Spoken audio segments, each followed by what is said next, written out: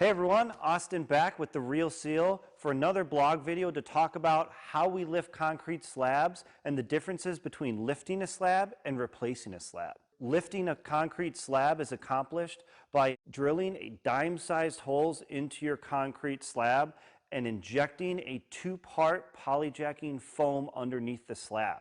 This foam then reacts and expands under the slab to slowly lift that slab back up to what we call maximum practical level, which is the level in which we lift the concrete to get the most out of it while causing the least amount of chance for damage. When might you need to lift your concrete slab?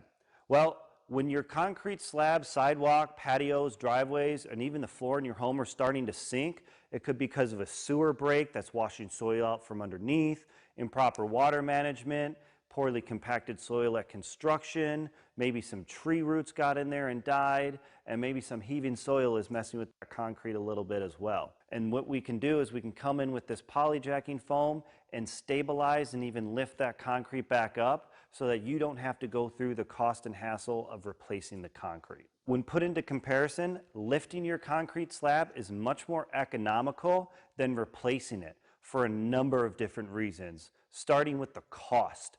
Obviously, replacing, breaking out, and repouring a brand new slab is going to cost more than the repair of the polyjacking.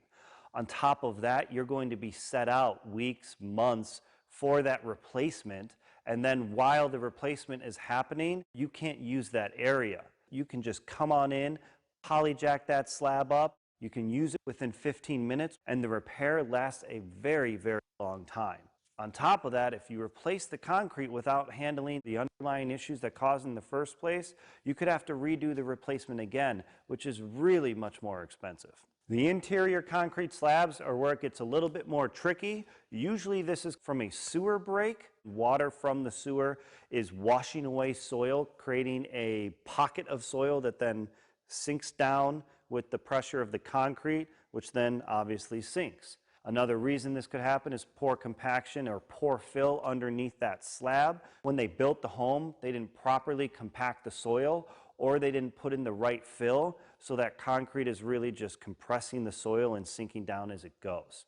We see this quite a bit, in excess of 6 inches sometimes, but we can't get those slabs back up, so you can save that room and not have to face a much more expensive repair with replacing. If you have any questions about polyjacking or the warranties or how much it costs, give us a call over at The Real Seal, where not everything's better when wet.